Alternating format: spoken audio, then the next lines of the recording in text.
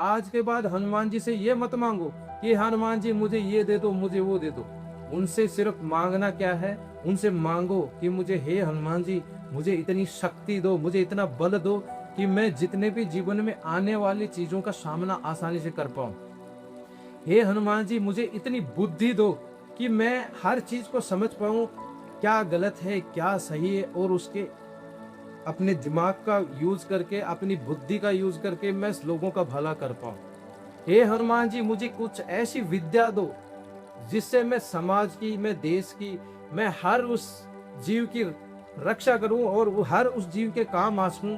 ऐसी कोई विद्या दो जो उनका भला कर सको। ये चीज मांगना शुरू करो, तब आप देखो आपको हनुमान जी कैसे राजा बनाते, कैसे सब कुछ लौटाते आपको। नमस्कार दोस्तों, स्वागत है आपका। दोस्तों, हनुमान जी एक साधारण से साधारण व्यक्ति को भी राजा बना सकते हैं, और राजा बनाते ही जो उनकी शरण को ग्रहण करता है, जो उनकी शरण में आता है और जो उनकी भक्ति करता है, जो राम नाम का जाप करता है, उसको हनुमान जी राजा बनाते ही हैं। देखो दोस्तों, आपने देखा होगा सुग्रीव, महाराज सुग्रीव को, वो किष्किंधा का राजा बने। कैसे बने आपको सबको पता है कि वो अपने भाई से, बाली से छुपते हुए घूम रहे थे। उनकी पत्नी और उनका राज्य उनसे छीन चुका था। वो राजा होते हुए भी एक आम इंसान की तरह भटक रहे थे जंगल में। विभीषण जी ने रावण के अधर्म को स्वीकार नहीं किया, उन्होंने धर्म का साथ देना अच्छा समझा, इसलिए रावण ने उनको धक्के मार के लंका से बाहर निकाल दिया और उन्होंने जाके श्री राम की शरण और हनुमान जी की शरण ली। तो दोस्तों, कहने का मतलब क्या है कि अब यहाँ पे सवाल ये उठता है कि वो राजा बनाते कैसे। तो कैसे अगर उनकी शरण ग्रहण करता है कोई व्यक्ति, उनकी पूजा आराधना करता है और सच्चे मन से उनको अगर अपनाता है, तो उसको राजा बनाते कैसे, ये सबसे बड़ा सवाल है। अभी क्या कि हम क्या करते हैं कि थोड़ा पूजा करते हैं, थोड़ी आराधना करते हैं, थोड़ी भक्ति करते हैं और फिर मांगते हैं कि हे हनुमान जी मुझे गाड़ी दे दो, हे हनुमान जी मुझे इतना पैसा दे दो, हे हनुमान जी मुझे बंगला दे दो, मुझे दुनिया की सारे जहां की खुशियां दे दो, यही मांगते हैं। लेकिन क्या आप सोचो जरा, क्या विभीषण और सुग्रीव महाराज ने जब उनकी शरण ली तो क्या उनके पास जाते ही उन्होंने ये बोला था कि हे हनुमान जी, हे राम जी, हम आपकी शरण में आ गए, हमें अब आप राजा बना दो। ऐसा सवाल किया था उन्होंने, ऐसा बोला था?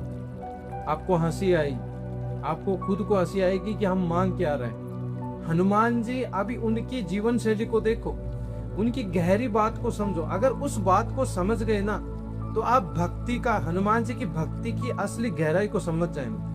क्योंकि हनुमान जी कभी भी ना अपने भक्त को थाली में परोस के नहीं देते कि लो मेरी भक्ति कर रहा है, नहीं। उनको घंटी हिलाने से, उनका नाम जप करने से, उनको इस चीजों से फर्क नहीं पड़ता है। ये आप बिल्कुल छोड़ दो कि मन में ये भाव होगा आपके कि मैं भक्ति कर रहा हूँ, मैं हनुमान जी की पूजा आराधना कर रहा हूँ, तो हनुमान जी मुझे नौकरी दे देंगे, हनुमान जी मुझे राजा बना देंगे। नहीं, ये गलत है।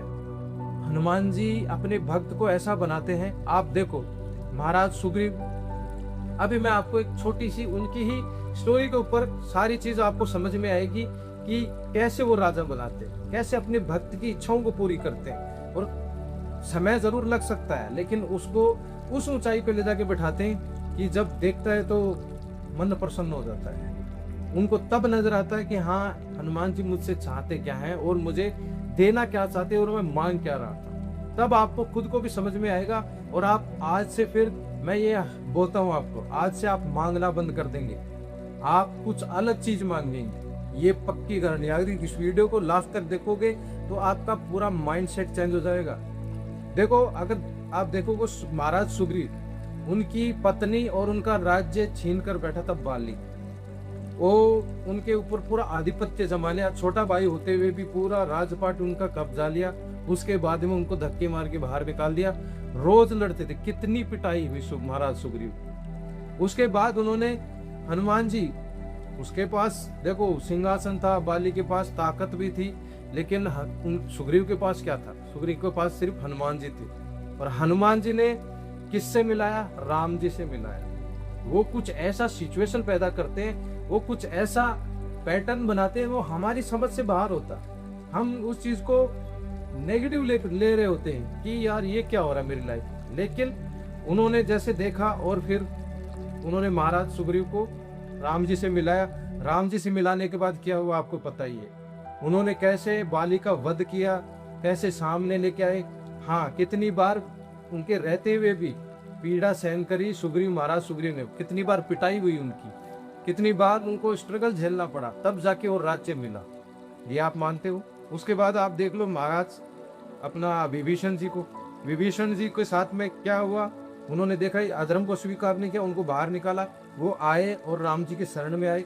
और फिर लेकिन सबसे गहरी चीज क्या सिखाते हैं, उन्होंने ऐसे व्यक्ति के साथ कनेक्ट कराया। हनुमान जी क्या चाहते हैं? हनुमान जी चाहते हैं त्याग। और जो अगर राम जी के बारे में आप देखोगे ना, राम जी के बारे में क्या बोलते हैं, मर्यादा पुरुषोत्तम राम। वो मर्यादा के अंदर रहकर सारे काम करने हैं, इसलिए उनसे कनेक्ट कराया। अगर आप देखोगे कि अगर उनको राजा बना दिया होता शुरुआत में ही, अगर बनाना चाहते तो एक चुटकी का काम उनका, लेकिन उन्होंने पूरे प्रोसेस को फॉलो किया। उन्होंने संगत ऐसी बनाई कि उन्होंने ये आभास करवाया किसको, महाराज विभीषण को और महाराज सुग्रीव। क्या एहसास कराया कि एक राजा जो अपने पिता के कहने पर पूरा राजपाट, हम क्या मांगते रहते हैं, छीनने की कोशिश करते हैं, एक दूसरे का हड़पने की कोशिश करते हैं। लेकिन उन्होंने क्या सिखाया कि जो अधर्म के रास्ते पे चलेगा वो यूं मिटेगा। बाली में कोई कम ताकत थी क्या? जिसके भी सामने खड़ा हो जाए उसकी आधी ताकत उसके अंदर, और उसको पल में खत्म कर देता। रावण भी उससे डरता, आपने ये सुना भी होगा। लेकिन क्या किया हनुमान जी ने, ऐसा पूरा एक अपना पूरा प्रसंग ऐसा रचा और कहां से राम जी के साथ कनेक्ट कराया महाराज सुग्रीव को। महाराज सुग्रीव के अंदर वो चीज अपने आप आए कि कल वो आपके अंदर भी वो घमंड, वो ऐसा जनता के साथ में कोई दुराचारी काम ना हो, कोई उनके साथ अन्याय ना हो, ऐसा भाव लेके चलो जैसे एक आम इंसान लेके राज कर रहा हो। ऐसा इंसान ऐसा राज करो, तब आप राज्य लंबे समय तक पूरी अपनी जितने भी साल जियोगे तब तक आपकी प्रजा प्रसन्न रहे और आप भी प्रसन्न रहो। इसलिए मर्यादा पुरुषोत्तम राम से मिलाने के बाद क्या उनके अंदर क्या क्या विशेषताएं थी? त्याग की भावना। राम जी तो आपने देखा ही, उनके अंदर कोई भी ऐसा घमंड, कोई भी ऐसी चीज, कोई भी ऐसा अपराध बोध उनके अंदर नहीं था। कोई भी ऐसी, आप देखते हो राम जी के अंदर कोई भी ऐसी चीज बोलने चलने, कुछ भी ऐसी किसी को कटु वचन बोलने, सबकी पीड़ा को समझते थे, चाहे वो दुश्मनी क्यों ना हो। रावण भी जब अंत समय में तड़प रहा था तब भी उसको सम्मान दे रहे थे। यही चीज वो सिखाना चाहते हैं अपने भक्त को। तब तक राजा नहीं बनाते जब तक कि वो पूरा समर्पण नहीं कर दे, तब तक वो क्लीन ना हो जाए अंदर से। जब तक आप अपने अंदर से कटु भावना, द्वेष भावना, ईर्ष्या की भावना, ये सारी बीमारियां जब तक आप अपने अंदर से खत्म नहीं कर देते, तब तक आप परेशान होते रहेंगे, मांगते रहेंगे, नहीं मिलेगा। वो राजा नहीं बनाएंगे। वो आपको ऐसा गढ़ते हैं, वहां तकलीफें जीवन में आती है और हम क्या करते हैं, पूजा पाठ करना बंद कर देते हैं। हनुमान जी हमारे सामने ऐसी परिस्थिति खड़ी करते हैं कि ले, मैं तेरे को राजा बनाना चाहता हूँ, तो इस परिस्थितियों का सामना कर, लड़ इनसे और फिर राजा कर। लेकिन हम क्या, हम चाहते हैं हमें आसानी से सब कुछ मिल जाए। ऐसा नहीं होता। हनुमान जी की भक्ति मत करो। फिर अगर ऐसा चाहते हो तो हनुमान जी की भक्ति मत करो, फिर तो कोई ऐसे किसी देवता की पूजा करो जो आपको आसानी से दे दे। लेकिन कोई भी देवता आपको आसानी से नहीं देंगे। जब तक आप उस प्रक्रिया से नहीं गुजरेंगे तब तक आपको राजा नहीं बनाएंगे। ये कन्फर्म है। आपको खुद को साबित करना ही होगा, खुद को गढ़ना ही होगा। वो खुद से सामना कराते हैं कि तू पहले खाली हो जा अंदर से, पहले अंदर जो भी भरा है कचरा अपने अंदर उसको खाली कर, फिर तू नया सॉफ्टवेयर अंदर डाल, कुछ सीख। राम जी की तरह अपने मर्यादाओं को समझ, अपने अंदर वो भावना लेके आ। हर जीव की पीड़ा, एक मनुष्य ही नहीं, हर जीव जंतु, चाहे कोई पक्षी कैसा भी हो, उसकी पीड़ा को खुद के अंदर महसूस कर पाए, तब तू राजा बनेगा। ऐसा भाव उन दोनों के अंदर लाए, तब उनको राजा बनाया। और उन्होंने कभी भी जब राज्य चलाया तो ये राजा बन के नहीं चलाया, सेवक बन के चलाया। राम जी ने भी कभी राजा बन के अयोध्या के राजा नहीं बने, उन्होंने भी सेवक की तरह राज्य किया। ये अंदर जिस दिन आपके अंदर भाव आ जाएगा, उस दिन आप राजा बनोगे, उस दिन आपकी सारी इच्छाएं पूरी होंगी। जो आप मांगोगे, मांगने की जरूरत नहीं होती, फिर आपको राजा ऑलरेडी बना चुके होते हैं, फिर सिर्फ उनको याद करना होता है और अंदर थोड़ा सा भाव लाना होता है, आपको यूं मिलेगा सब कुछ। ये आप इस गहराई को जान लो दोस्तों। आप पूजा कर रहे हो, पाठ कर रहे हो, आप ये सोचो कि आपको सिचुएशन देते हैं, आपको अपॉर्चुनिटी देते हैं, आपको सिचुएशन ऐसी पैदा करते हैं, आप घबरा जाते हैं, आप सामना ही नहीं करना चाहते, आप अपनी कोशिशों से भागते हो, अपने परिश्रम से भागते हो, अपने स्ट्रगल से भागते हो। देखो उतार चढ़ाव आएंगे, आपको डर का सामना भी करना पड़ेगा। महाराज सुग्रीव भी कितनी बार डरे, लेकिन उन्होंने हिम्मत बढ़ाई, बोले तुम भिड़ो जा, उनको माला पहनाई और अपने वो बाली का वध किया, तब जाके उनको सिंहासन मिला। तो यही तो आपको भी करना, आपको पीछे नहीं हटना है।